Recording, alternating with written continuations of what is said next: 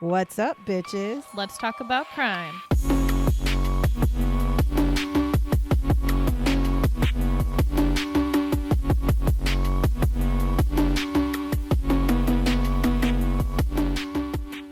What's up, bitches? Holler. I feel like we haven't been in here forever.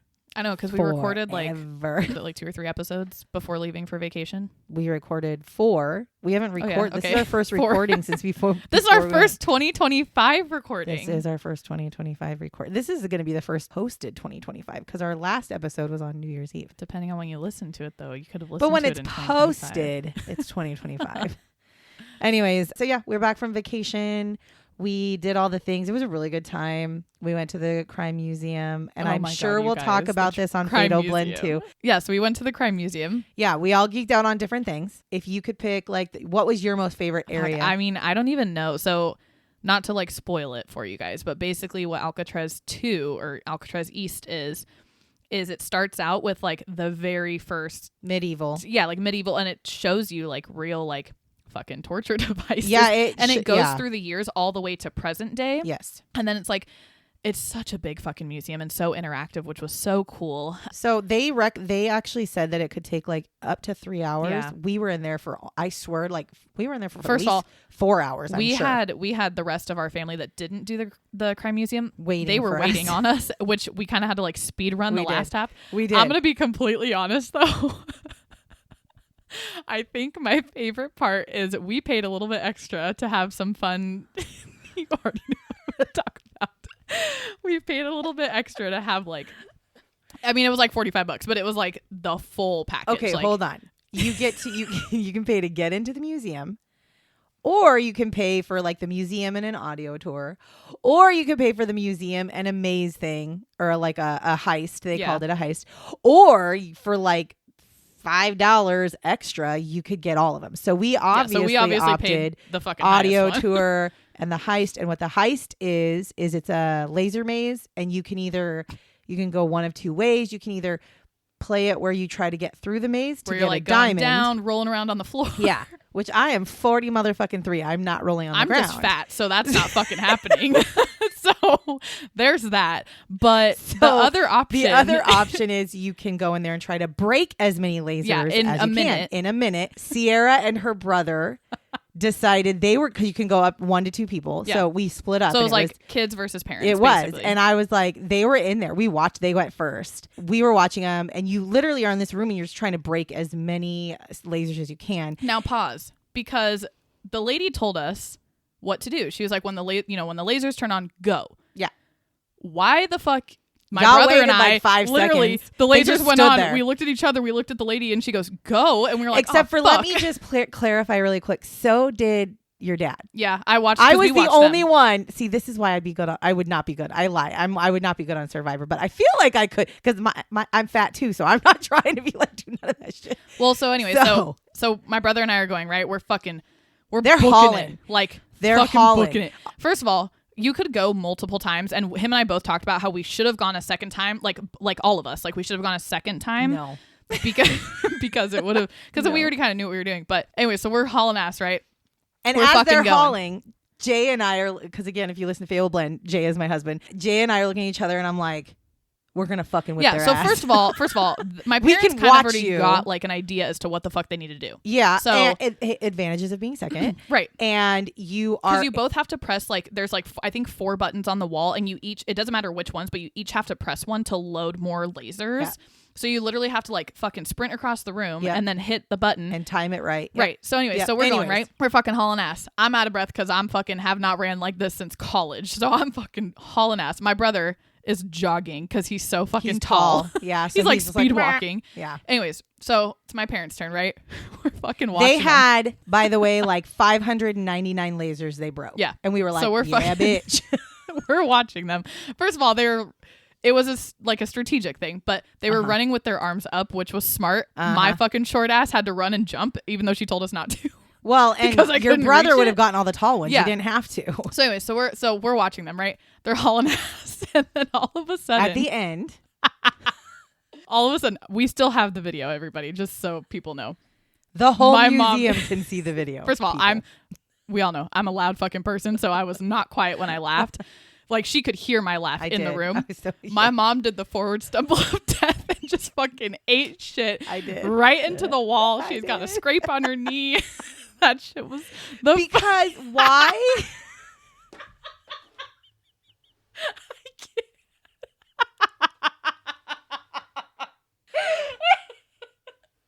Why did I do that? Because the whole time we're in there, Jay is yelling at me, go faster, because you can see on the wall how many lasers we've cut. He's like, we're almost there, we're almost there. They and made top 10. They did make top 10. We did make top 10 for the day, I think but 10 or 9 or something like that. But I'm sitting there like my legs are dead. You're running basically, if anybody knows what a suicide is in like basketball where you run line to line, that's basically what like you're the doing. Fucking pacer test. And I'm not a fit I go to the gym, but bitch, I walk on the treadmill. I'm not running. And so my legs are dead. So when the lasers turn off, I start to slow down, but my legs had so much momentum that they did not. And I fucking fumbled my ass right into the wall on the ground. And everybody was able to see it. And I knew it because I heard Sierra laughing her ass off out there. I was dying. Oh, and also for any of you lovely people, if you're ever fucking going to the Smoky Mountains, make sure you get an all-wheel drive fucking or car. four-wheel drive. Or four-wheel drive. We had the worst It fucking was the first worst. night. It was. I had a panic attack. It Thought was. my fucking parents or my dad and my brother were dead. Yeah, it was Thank God I bad. do the stairs at the gym because that fucking hill was... I made it my bitch. But what did we say? Memories, right? We can look back now Holy and laugh hell, on this memories. because it was a great time. So if you've never been to the Smoky Mountains for Christmas, not even Christmas, like we weren't there Christmas Day, just like Christmas season, and you have the funds or the means to do it, do it. And we stayed in Pigeon Forge, and We I'll did. let you Pigeon guys Forge, know too. You know, I want to go again, but I want to stay Yeah. in Gatlinburg. So that's the one So- thing that I was going to say too is like we went for 5 days, I think. Yeah. A total of 5 days. I'm going to be completely honest. I did not realize how much shit there was to do. There's so much. We didn't even get to barely scratch the surface over and there. also being like a big kid, you know, because I'm still a child. They had all these like fun centers basically that had like go-karts and all these shit. It was so fucking cold you wouldn't do that. But like if I think about like if you were to go back in the summer, holy hell, there'd be so there's a lot of much stuff to do. So regardless, so your favorite part of the crime museum was me falling on my face in the heist. Yeah. Okay. Thanks for that. My favorite part of the crime museum was the serial killer section. Yeah. They had a section where, I mean, they had John Wayne Gacy's clown costumes.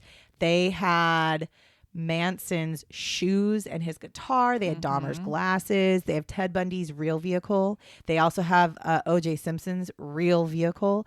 So the overall there was so thing, much there about was Ted Bundy too. Yeah, I mean, there is. I mean, there was. It's interactive, like you said too. So you can interact, you cannot interact. It was so much fun. Well, so again, if you're ever in the area of Pigeon Forge and Alcatraz 2 Museum has been on your maybe, it's totally fucking worth it. It's so much worth it. And it was then cool. I'll just tell you a little snippet about the Titanic Museum because that was also something that we had pre-planned to do. The Titanic Museum, that one was pretty cool too. It was honestly more so depressing, if I'm being completely honest, because I didn't know this, but when we went, it's also the year, or I guess 2024 was the year of the children. So that also kind of was really, really sad because it was like they focused on, you know, standard Titanic shit, but it was really heavily focused on the kids, which was really hard to like see because it's spoiler at the very end. It has crew, first class, and third class, and it shows you survivors and casualties. And the amount of fucking casualties, because third class, you know, that was the cheapest. Most people did that. It was just so many names that were casualties, and it made me sick to my stomach. And to see how many like 1-year-olds, 2-year-olds, 3-year-olds, like these tiny fucking babies that had no chance. It's so heartbreaking, really. So my sister-in-law said it the best because she was there with us, and she said, I almost feel bad that we're sitting here in this museum smiling and taking pictures, like thinking that it's cool to see all these artifacts. It is really interesting. It is so fucking somber though. They had the cold because this is the museum where they have the water with can the temperature touch the water. And the thing that's crazy is I sat there for honestly probably not even a full minute before I was like, I'm fucking numb. And just think about it, that's in a standardized room, that the room is temperature controlled. So you're in the ocean where there's winds, harsh waters, like I can't even imagine. Yeah, it definitely was. that. It was eye-opening. it's so sad, but at the same time, I'm so thankful that it's there because it gets to show us a side of the Titanic that you don't see with the movie Titanic, right? You get to see the other parts, and it's somber as fuck. You go in there and it's like you want to kind of cry. Yeah. You read stories about people, you see what they're doing, and you kind of want to cry, but you also kind of want to be like, holy shit, the survivors, it's amazing. So you have a real big mixed emotion. One emotion I did not have there was like joyously happy though. Oh, not at all. I did not, but it was so cool. Totally worth it. If it's on your bucket list, totally do it. These are things that I would actually go back. I would do it again. I would do the Titanic Museum again, and I would do the Crime Museum again. Now, Dollywood, I'm blessed with Disney, so sorry, Miss Dolly Parton, but Disney still has my heart. So sorry. But here's the thing. It was still cool. I can say this. I really had a good time at Dollywood. However, not the fucking rain. It rained so much, and it was so cold, and in Tennessee, when it's cold and rainy, they shut down a lot of the rides, so you don't get to do the rides. I thought the vibe of Dollywood was really cool. I'm going to go on record, and I apologize if any of you are huge Dollywood fans, because I'm a Disney fan. Yeah, Disney fans through and through. Dollywood, you need to fat test your rides. Like, I'm not trying to be rude, but like we be chunky over here. I'm not gonna lie. Big boned. We are chunky. However, I'm not even talking about fat people. My son is 6'1", and he could not ride on one of the rides because he was too tall. Yeah. And the way his legs worked, it didn't work. Now, I would not be upset about it, except for we go to Disneyland and there's not a single ride that we can't ride. Right. Well, that's not true. I guess at Disney World, he also can't ride the Avatar ride because of his legs being too long. Yeah, but I'm saying, but like, even However, you and I didn't try that right. ride. But overall, when you go somewhere that you pay $90 to get into and you can't ride on a majority of the roller coasters because either A, you're too fat, or B, you're too tall, that's a waste of $90. Well, and the thing that sucked is like there were definitely rides that I was really, really looking forward to. Yeah. And it's like some of them didn't have tester seats, which those rides I didn't even attempt because right, I didn't want to be that person. But and y'all, just so you know, we're not like roly poly olies. Okay, we're not like we're all on weight loss journeys in this household, and we have all lost weight. all lost weight. So we're not I mean, none of us are over 300 pounds. We'll just put it like that. We're all under. I mean, Sierra and I are well under. We're in the twos. Okay. Yeah. We're in like the low twos. Yeah. We're in the low twos. So I'm not saying that we're like 400, 300 pound people trying to sit on a ride. I'm saying we're like 200. Like my husband. I'd probably say you're average American. Honest to God, no, you're not even lying. It's like your average American. I feel like okay. Well, can the other barely thing fit is on the ride. So y'all need to take a step back. Yeah, Dolly, you're beautiful and tiny. Girl, and we petite, ain't skinny like you. but nobody is like you, ma'am. Okay. The other thing is too, like I have a little bit of a belly, but one of my biggest problems were some of the lap ones because I have such thick thighs. And most of my I've got very muscular thighs, so like that's not going away. So that that's the other thing too, is it's like, well, I couldn't even enjoy some of those rides. I'll put it like this. That. The reason I think I was disappointed in that is because we go to over to Idaho and there's a theme park, Silverwood. And Silverwood is very small compared to Dollywood, and it's very small compared to Disney, but there is not a single ride at Silverwood that we can't ride either. Yeah. And so the fact that you go and pay the amount of money you do, Dollywood is almost the same price as Disneyland for one day. And I'll be completely honest, not nearly as worth I'll be spending my money at Disneyland. Thank you very much. I will go back to Dollywood someday. Honestly, just because I thought go in like the spring or summer. I was going to say like not the in the winter. The rain is not. It was high. beautiful. It was. They had the most. I will say, they had prettier Christmas lights than Disneyland. I will say their Main Street Dollywood was way prettier. They had more lights and it was way beautiful. Disney, I think, has my heart too much. Well, Disney has my heart, but I'm gonna be honest. So regardless, it was an overall good time. But we have spent how long have we spent talking? 15 minutes. We have spent 15 damn minutes talking about our trip. We could probably do a whole podcast. We could probably, we probably could, but I know that's not what you're here for. So, right. This is just the real us. It's fine. And since I've talked about who we are, at some point on our social media, maybe on Insta, I'll put a picture of us. I'll put a picture up. Make sure I have a filter. I will put a picture up of Sierra and I so that you guys can have an idea of who we are. Because we are not afraid to talk about. I think I have a picture. No, Anywho, do you want to get into what we're talking about today? I mean, I guess. Okay. So remember how last week we talked about Jennifer Bastion, who was killed in Tacoma? And Yes. while I was in the middle of researching that, I found that there was another girl named Michelle Welch who also had the same basically fate. So I decided this week I was going to just do Michelle Welch because it's right there. And I feel like they should kind of be, if I would have known when I started the research, I probably would have just done them together. But because they're not killed by the same person, it's probably better I do it separately. All right. So we are going to be talking about a man named Gary Hartman. This happened in 1986 in Tacoma, Washington. Michelle Welch's body is found raped and murdered. And years later, like 30-something years later, Gary Hartman is actually held accountable for this. So we'll do like we do. We're going to do a little bit of background on the people. These ones are weird when it's cold cases because it's like you don't have anything about the killer till like way later. So we're just going to kind of play it out the way that it played out in the world. Just listen. Listen to the voice. Listen. I didn't mean to say. I said that. I sound like Ursula. Jesus Christ. I don't know why. Sing. I don't know what that was. My inner Disney just came out. Whoa. I'm Okay. not Ariel. Jeez. Jesus. Okay. Anyways, so we're talking about Gary. We're going to get into Gary Hartman's background first. So he was born in 1952. By all accounts, he grew up in a pretty rough home. So much rough that his father allegedly started giving him alcohol when he was a toddler, like hard liquor type stuff. And that was because his father wanted to make him a man.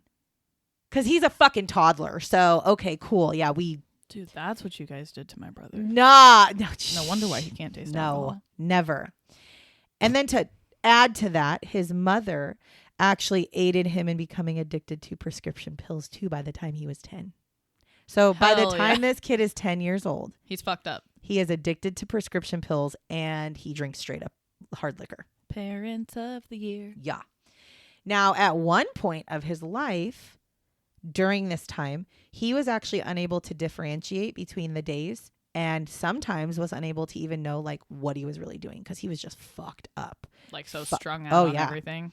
So I'm assuming that between abuse, drugs, and alcohol, he was just like there. He just existed, right? So he was just a body. But and again, I'm going to reiterate because this is a new year and I want y'all to know, no, I don't excuse his fucking behavior. Okay? This is just for you to know what potentially might have happened in this guy's life to turn him into a murderer. I don't excuse it. It's not an excuse to excuse killing anybody, but I want you to have the factual information because sometimes it makes a difference. So he does end up leading literally a full life struggling with addiction until 1989. And in 1989, he ends up deciding, I'm going to get sober and I'm going to go get my nursing degree. And he actually becomes a registered nurse. So, he turns his life around. Now, in 1998, he actually ends up working at a Western State Hospital at the inpatient psychiatric facility. So he lives in Tacoma. I think he actually born in Tacoma, lived in Tacoma, grew up in Tacoma, went to school in Tacoma, and gets a job, right? Rough life. Up in that Tacoma area, man. Now, this hospital also included a ward for the criminally insane as well. So he worked in like a fairly large, and I think, they said that Did it say the facility's name? No, and I think the reason why is my assumption is that it probably closed because I feel like a lot of psych wards from back then closed they're because closing. the practices are not ethical. No, not even that. The funding from the government is gone. But I'm saying between like that and the practices, I don't know. I feel like sometimes they're shut down because they're not from the 80s, maybe from the 60s or the 40s. Lobotomies in the 80s? No, I mean they probably did secretly, but no, lobotomies were like shock therapy or whatever. They still do shock therapy today. God damn, they still do it today. It is actually a recommended therapy for severe cases of things like schizophrenia is one of them that they can do. You can opt to do shock therapy, but I don't know why.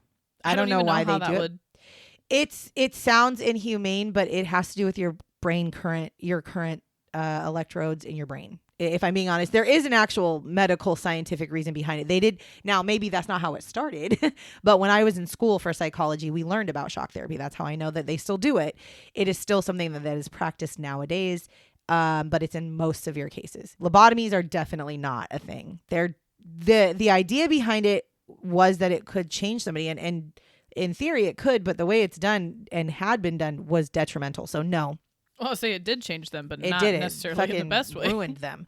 They So became a body. That's sometimes, basically and it. sometimes they would hit the wrong part of the brain and turn them into like a fucking maniac. So it's not good. But I'm guessing. I know that there was like, I want to say it was like 10 years ago, they did a mass shutdown of mental health facilities. And it wasn't for bad reasons. It's because they didn't want to fund them anymore. Does anybody notice how the criminal population has grown and all these mental health facilities have closed? I'm just saying, I understand correlation is not causation, but we should probably take a look at that. Okay, anyways. Sorry. Slide that in there. He doesn't eventually get married actually 4 different times. So he obviously struggles at having like marriages or relationships.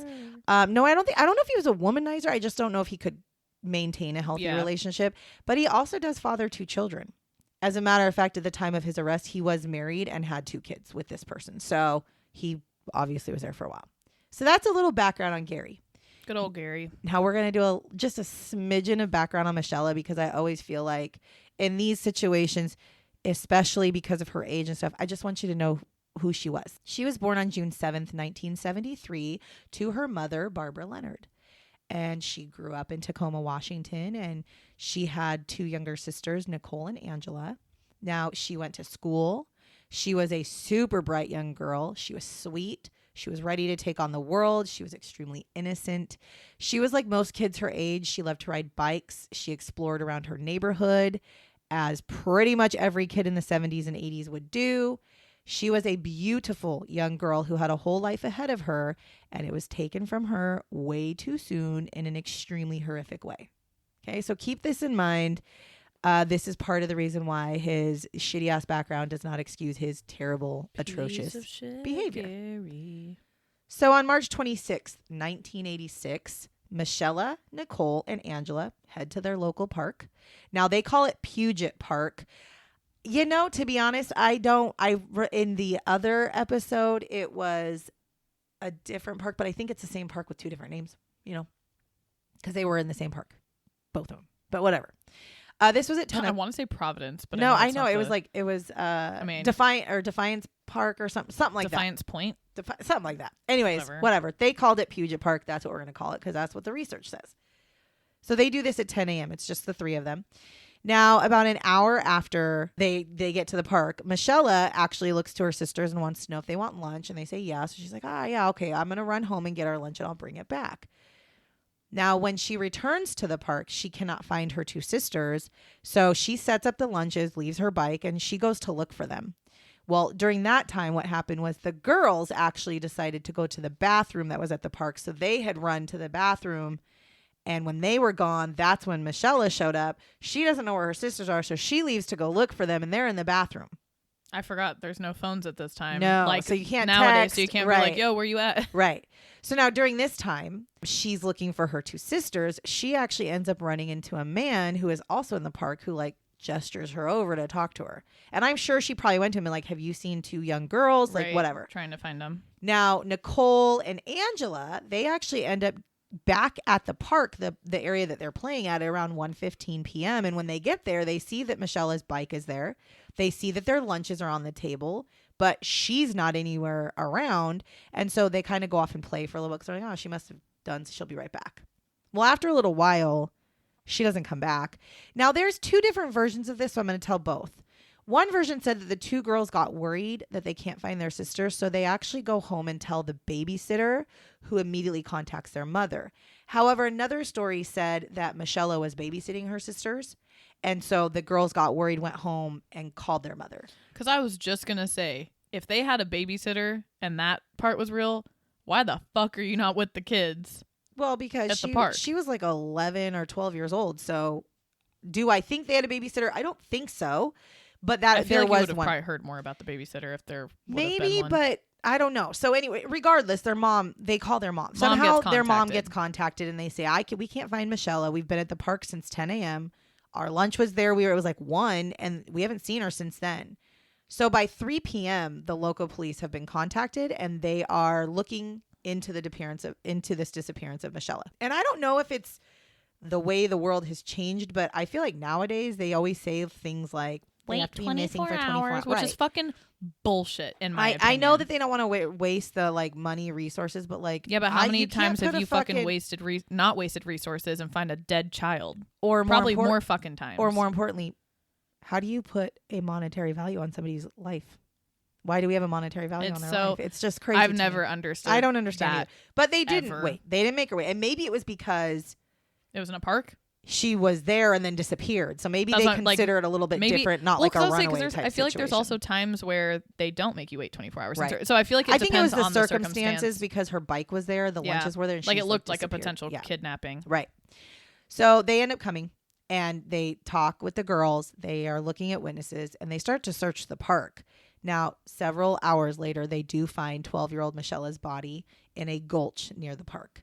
They find that she had been The fuck is a gulch? like a like a it's like a I don't know how to explain it, like down a like a ditch. Yeah. Okay. It's like I don't know how to sure. I'm just gonna visualize it's a ditch. Okay. I'm like I don't know what a gulch is, so call. I'm just gonna visualize a ditch. So they find that she has been sexually assaulted and she does have a 7-inch laceration on her neck, and there were signs of blunt force trauma, which ends up actually being her official cause of death. There are no witnesses, and the cops did everything they could do, but eventually the case goes cold because there's nothing. Nobody saw anything, right. And that's it. We know already a little bit about this kind of stuff, so I'm not going to deep dive into this part because we already know about it, but let me just refresh your memory. Her case is cold just like Jennifer Bastian's, right? So Jennifer Bastian is the other girl. Now, Jennifer Bastian is killed 5 months later, 5 or 6 months later. That's the one that I said I'm pretty sure it was copycat, yeah? Yes. Okay. And she was killed in a park.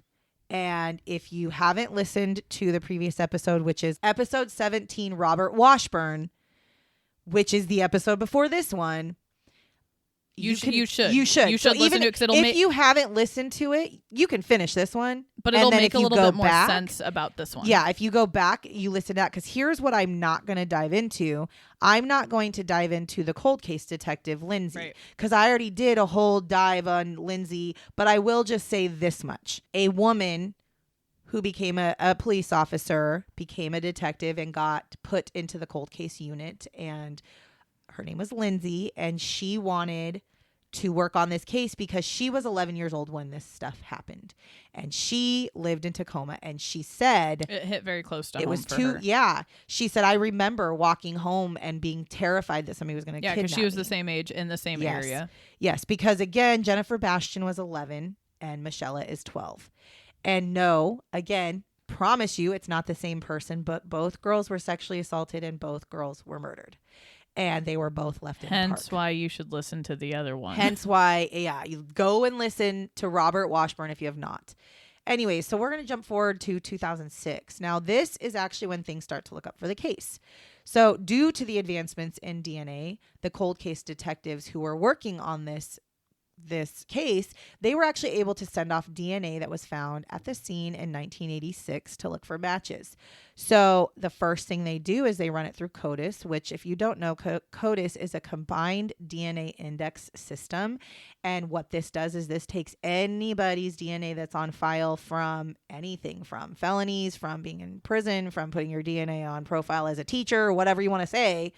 That combines all of it and they run it through. And it comes up with nothing, which is a very big disappointment, because in these kind of cases, you expect you're going to hit on a pedophile, right? You just expect, that's like your expectation. And there was nothing. So they continue to kind of deep dive. They continue to look.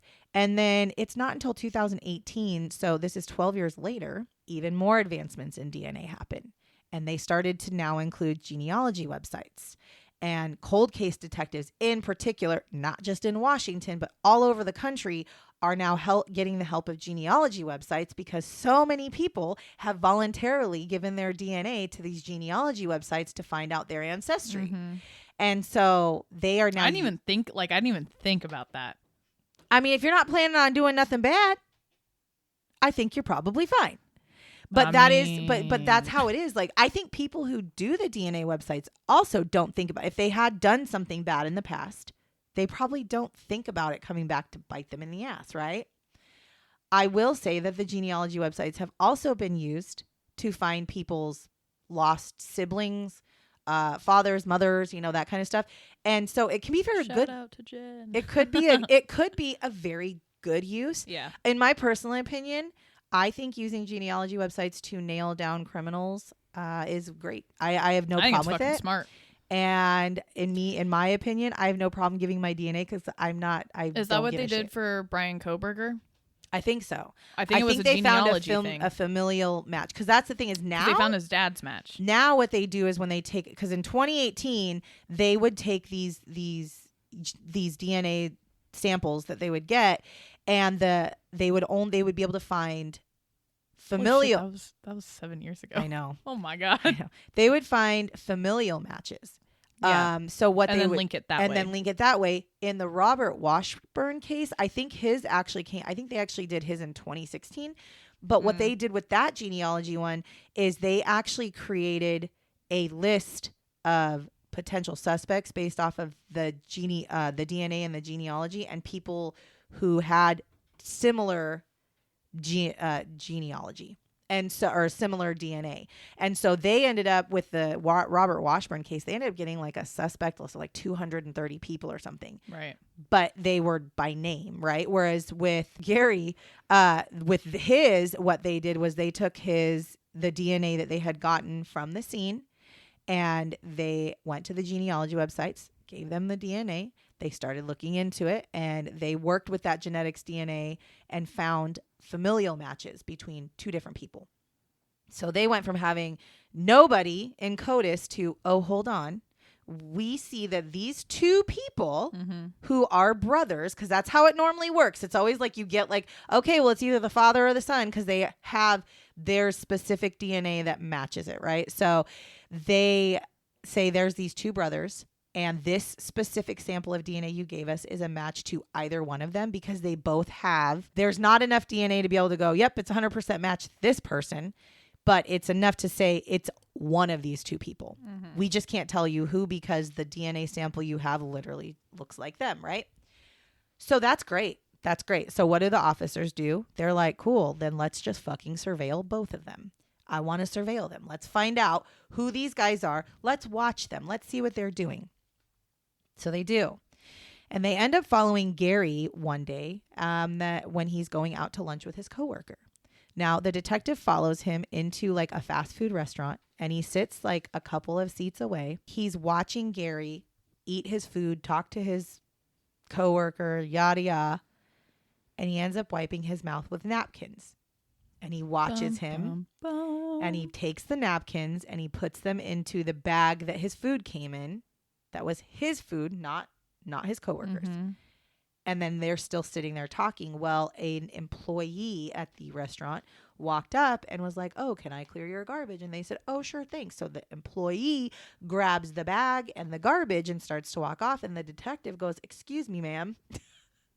My name is Detective so-and-so. I need your garbage. I need that bag that you have in your hand right quick. I don't think it went like that. But, that's how in my brain. No, I'm that's thinking how I would've done Hollywood style. So anyway, so he basically... Give me the motherfucking bag. Give me the bag. So she gives him the bag. He looks in the bag. There's napkins that he just physically watched Gary Hartman wipe his mouth with. So he knows that these bags in this, or these napkins in this bag is from DNA. Gary. And he takes those napkins and he sends them off to the lab. And he says, let me know if this is a match. And what he's asking for is let me know if it's a match to this DNA, which was found at a crime scene in 1986. So it's not genealogy. It's not, he wants that. 2 weeks later, he gets a phone call that, oh, by the way, sir, your DNA is a match to the DNA that was found on Michelle. And he said, ding, ding, motherfucker. And so on June 20th, 2018, Gary is pulled over in a traffic stop in Lakewood, Washington, and he is arrested. Bro, what's crazy is 2018, like, yeah. I fucking graduated high school that year. Yeah. I don't remember hearing about any of this in 2018. I know. Isn't that crazy? Like, and we're not far from that area. We're not. We live in Washington. This should be big news in Washington. No shit. So he does end up getting $5 million bail, which I don't think he got out because I don't think he could get $5 million bail. If you had a $5 million bail, I got you, Mom. And I think, but you don't got $5 million. And the way it works I'll with fucking bail, figure though, it out. you go to, you'd get me if you had proof. If they were charging me with murder of a child, no, the fuck you wouldn't. You'd leave my ass in jail. Of a child? Because I'd leave your ass in jail. Ma'am, I don't breed. I don't. No. If it's a child, that is a different story. But if you just like killed somebody, I mean, I don't know, Mom. You got kind of a hot head. It might have been justified. Listen, for anybody out there who hasn't read these books yet, I just read The Housemaid. Oh my God. Yes, ma'am. I'm there for it. I'm reading them all. And she's like the modern day. She's now a Frida McFadden. She's like a modern day woman Dexter. And I love it. Anyways, okay. I love Dexter. So I'm Miss down Dexter. for it. Keep going. Anyways, so so he does actually initially claim that he didn't do this. But he's got an interesting reason why. I wonder what it is. So his lawyers actually claim that he doesn't remember ever doing this because that was so 1986. Because this happened when he was heavily addicted to drugs and alcohol. Oh my God! And like he barely knew what day it was. Like fucking, he doesn't think he didn't do this. He doesn't. He has no recollection of doing this. So that's what he's saying. I didn't do this. That doesn't mean shit, bro. That does not mean shit. You still fucking did it. Oh, just wait. Oh fuck! God damn it. But then he ends up waking up in his cell one day in the county jail and goes, oh, shit, I guess I did do this. But I was in such a drug addicted state, I didn't realize that it was me. So he tells his lawyers, okay, yeah, I did it. So cool. Now, during his trial, so he goes to trial. Now, during his trial, it is revealed that there were thoughts that he knew they were looking at him. So he's a fucking liar. Why? Because he told a coworker. He told a coworker before his ass got fucking arrested that 30 years ago he did something terrible and he thought that he had been discovered. So no, the fuck you did not. I don't remember. The fuck you didn't, bro. Your coworker just sold your ass out. Keep your mouth shut. Bravo, coworker, man. For real. Now, Gary Hartman was convicted in March of 2022. So hear that. Holy fuck. Well, okay, but about here's COVID. That's what I was going to say is COVID is why it took so long. I would say COVID took a hit on him. But his ass sat in jail that whole time anyways. So just think about that. Okay, so he was arrested in 2018 and he's been in jail ever since. Bro. But he didn't go to... Because here's the thing that people need to realize is if you are awaiting trial, you're sitting in county jail. So he sat in county jail for 5 years. Are you serious? Yeah. You sit in county jail because you're waiting because once you get sentenced, depending on your sentence, depends on where you go. I'm dumb as fuck. Is county jail not like just like at the police station? Yeah. It's just like, I mean, well, like the drunk tank? Like, yeah, but they have that's like what you'd be in. But you have like they have like a whole big ass jail facility. So he's sitting in like I think about our county and like I drive by the jail sometime or the police department, but no, there's no fucking way they'd be holding people there. No. In Spokane, they have a courthouse. Okay. They have police stations all over, and then they have the jail, right? So you do, or like in Tacoma is going to have a jail, like it's going to be a jail, big jail area, and then you have your court. A lot of the times they bring you. Is our jail then the one that Olive went to? That's one of them. For those who don't know, my dog. She was trained in a program of where prisoners train. Clearly not that well because I had to still go pay and get her trained, but yeah, but she's a criminal. She knew basic stuff. Maybe this is why she's so scared of everything. But all I'm saying is like, so jails are like, he's sitting in it, but he's sitting in a county jail, meaning that he's not sitting. I guess my thing with a county jail is he's not sitting in like a maximum security prison. Right. He's just he's chilling. Just there. And to be honest, county jail is probably pretty shitty, but here's this. You're in a county jail for 5 years, you make friends, and then you get sentenced and you get moved somewhere else, and now you got to figure out, your life. So yeah, so he ends up getting convicted in March of 2022 of first degree murder, and he's sentenced to 26 and a half years. Okay. That's fucking it. Oh no, just wait. I'm angered by this. I'm not going to, well, no. Okay. But Robert Washburn got 27. So that's I've right said on the same fucking right thing on on that one too. Robert Washburn will die in prison because he was 70 years old when he went in or whatever. No, he was like 60 something when he went in. How old's good old Gary? Gary's 70, so he's dying in jail too. Unless he lives to be 96 and a half years old. Actually, yeah, because he was 70. Because he was 70 when he got arrested. So, and I hope he gets shanked. But to me, I'm angered by this. Not only does he only get 26 and a half years, he also, literally dismissed the first-degree rape charge. And here's why this pisses me off. If it wasn't for the fucking rape, you wouldn't have him, you dumb fucks. Why is he not being charged? You wouldn't have his DNA if it wasn't for the rape. So how is he not being extra charged for that? You're seriously not going to bring justice to this poor little girl. Thank you. Who got her life taken away because of a piece of shit human. Yep, that I was pissed. Fuck off. I was pissed. I don't understand our system. I don't understand our law I need system. to go to a rage room after this. What I don't understand is how can somebody knowingly, he murdered, he raped her because you found evidence in her that says that he raped her, and you guys excuse the rape charge? Add that shit on. And I'm sure there was some sort of like, I'll plead guilty, blah, blah, fuck. I don't give a fuck. Like, I'm so like over, if you do something bad, you fucking get a consequence. I don't give a shit. You get a consequence. When it comes to kids too, I feel like the punishment should be like way fucking worse. Especially, they're fucking kids. They're children. She was a child and she was taking care of her sisters, and they're supposed to live this long fucking beautiful life. And because you aren't supposed to don't want to keep it in your fucking pants and be a piece of shit, you fucking decide that you get to be the one to take her life away. You know what? You played God, sir. That's not okay. You. I hope God fucking... He is not. Well, God, he's not going to be anywhere near God. Anyways, so the judge actually says that there are no excusing conditions for your behavior. You are guilty of one of the most malignant and depraved crimes. But yet you dropped... Well, I guess the judge didn't.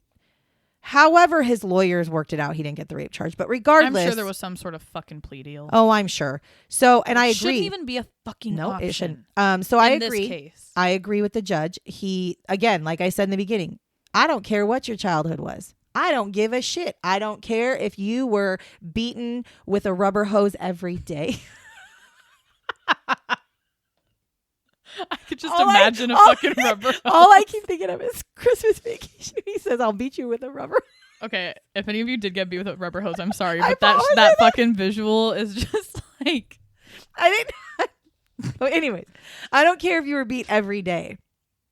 That does not give you the right to go out and hurt somebody else. Listen, friends, there's this beautiful thing called therapy. Sierra's in called therapy. Or and work on yourself. That's just it. Work on yourself. And the thing that it's worth it. Our brains, our psyche and our brains and shit. I understand that we all work differently, but one thing I will never understand is if you're somebody who is a product of abuse in any form, you fucking know that it's terrible. Yeah. You know that it's awful. Why would you want to continue that cycle? Why would you not want to try to get help to stop you from doing it? Not saying that, because I know abuse victims tend to turn into abusers. But there's a way to break that cycle. You got to find it. You got to find it. And this guy is one of those people that I wouldn't say, oh, he was born bad and he was a killer. I think his background absolutely had something to do with him killing. I think this is definitely a nature versus nurture topic. But it's you could have stopped that cycle, sir. All you had to do is get fucking help. And he did get help, but he got help 3 years too late. 3 years too late, because he killed her in 1986 and he didn't get sober till 1989. Now, do I think that his drug-induced self did this? Yes, I do. Do I think he would have killed Michelle if he wasn't totally fucked up? No, I don't. But that does not part of it. But that does not excuse anything at all about what you did. You deserve every bit of it. Now, I wonder if that's part of the sentencing, though, is the fact that they were able to. I don't know, because somehow prove that. No, because it's still first degree. It's still first degree murder. If they were going to do that, they would have said second degree. So. I'm happy with that. I'm just pissed that they took the rape charge away. Anyways, so at his sentencing, Gary actually does say, I am so sorry, while he's crying. Like, he's crying. And I don't think he's crying because he's going to jail. I think he's actually, honestly, I do think this guy actually does feel remorse, which is great, but doesn't change the outcome. That doesn't change what the fuck you did. You took a child's life and fucking and then mutilated her, basically. So, and to be honest with you, I know people are like, well, how did he not remember? I'm sure that he probably blocked that shit out of his brain for a long time. I'm going to say it like this, and people are probably going to be fucking like, okay, Sarah, Think about when y'all motherfuckers go out and Yeah, drink and get party. blackout drunk. I'm Yep. gonna tell you right now, Yep. I was blackout drunk about fucking 2 years ago. Still couldn't tell you what happened. Yeah, it's Like- you're and think about if you're drinking and you have drugs in your system. And I'm you're sure his fucking drugs crazy. wasn't like some weed. Like I'm sure. No, it well, was he was some, prescription pills for sure. But I mean, Crazy shit. things that would make you alter your state of mind. So I'm sure that as he went on with his life, he may have either just forgot about it, or he might have in his brain been like, man, that's like a hallucination from being high on drugs, right? Because Or people he didn't- hallucinate. or Or it just he didn't- remembers it, but maybe he doesn't remember that it was a child. Maybe he doesn't Exactly. remember that That's he what I'm killed saying. her. Like, So I'm not saying that he still a piece of shit. right. He's still a garbage human, but I'm just saying like I do Still think deserves. I hell. do think he's genuinely sorry. So anyway, so he's crying and he says, I am so sorry. God knows I am so sorry. That does not help. I'm just sorry. That's what he told the family, which to be fair, I'm not this family. I feel like my reaction to this would be, I don't really give a shit about how you feel. And I'm glad that you're crying and I'm glad you feel bad. Bro, But this man's fuck probably you. on suicide watch. I don't know. I mean, I don't know. I mean, I do know because no, he's not. But I don't. I mean, it sounds like he's willing to accept the consequences, which again, that's all I can ask for somebody is, are you a Yeah, good but enough you didn't person to even get accept what the you should've consequences? fucking got. I know. Now, Gary will most likely die in prison because he was 70 years old when he was sentenced. Good. And Barbara Leonard, who is Michelle's mom, said, I say lock him up and throw away the key. Good on you, Barbara. Amen, sister. Now, Nicole, one of her sisters, said, I'm thankful to say that I choose to forgive Gary Hartman through God's strength, because when I do not, it brings death to my life in one way or the other.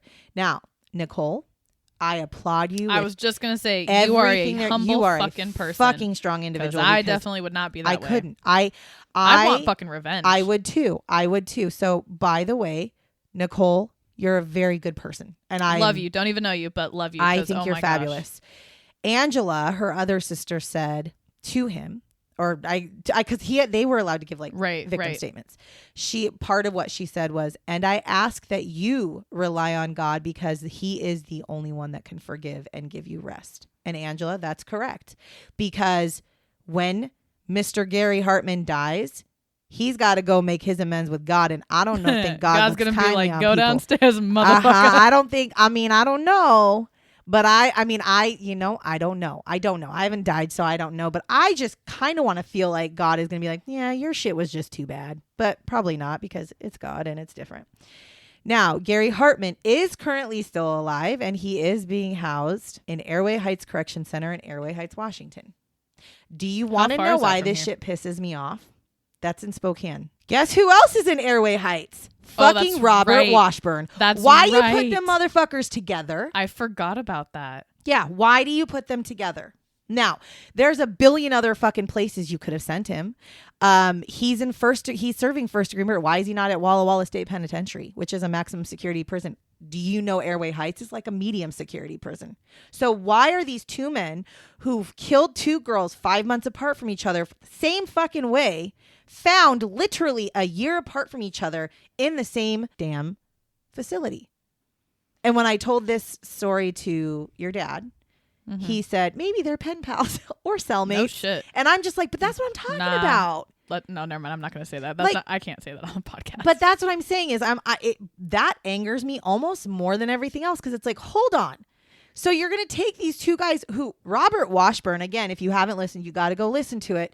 Robert Washburn called in and inserted himself into the investigation behind Gary Hartman when they didn't know it was Gary.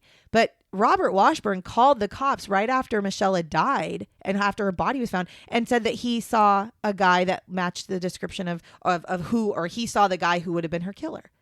So it's like, why the fuck would you put them together? Like, they're going to be the best of buddies now. They have something that they get they probably they probably didn't think about it, but well, they should, because I know. 5 months up. Their murders were 5 months apart. And tell me, and maybe I'm just a sick fucking person, and maybe I'm just crazy. But in my mind, I wasn't gonna say anything. In my mind, I'm thinking, so you just put these two guys together where they get to literally reminisce about their fucking time.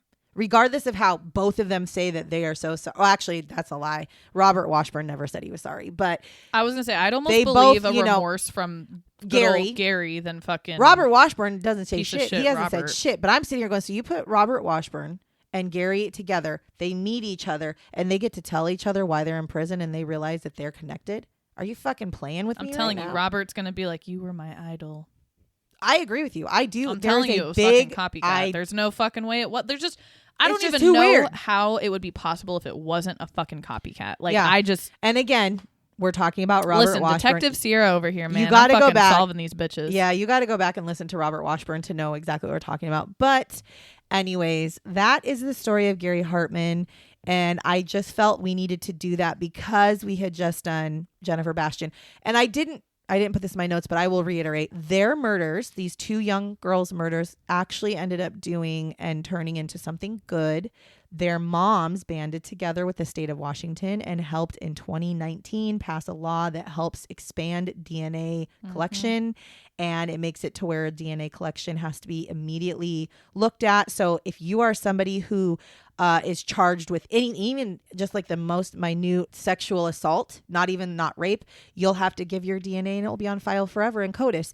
And then if somebody is sexually assaulted, they take DNA and they immediately go and they send it off to the lab so they can try to get answers faster. You know what they should do? You know how, like, So it doesn't take 32 years for their murders to go to jail. I've never been arrested, so I don't actually know. But based on shows that I've watched, you know how, like, when you're arrested, they do the fingerprints. I think they should DNA everybody. No, that's what I was I going to do. say. I think they should DNA people because I I do guarantee, too. I fucking guarantee, you know how many fucking cases could potentially be Oh, yeah. solved just on something as simple as that? Because if you're getting fucking pulled over and You you're have to get drunk as shit fingerprinted. and you got to go in the drunk Yeah. tank, Yeah, you get saying. fingerprinted when you get arrested and put into jail. get a little swabby you swab. get a fingerprint. So they know who you are and you're in jail. Why the fuck are we Yeah, not because they DNA? use fingerprints. Because if they find a fingerprint, they run the fingerprint through CODIS. Right. So I don't understand. I agree with you. I think that if you are arrested, and I'm not saying like, oh, we have suspicion. I'm saying you get booked into jail. Yeah, County no, jail. that's what I'm saying. If you get booked When into you go jail, through that whole where process, you part have of to, that should be DNA. You got to take your clothes off. They do the whole search thing. You put on Spread the 'em and cough. Yup.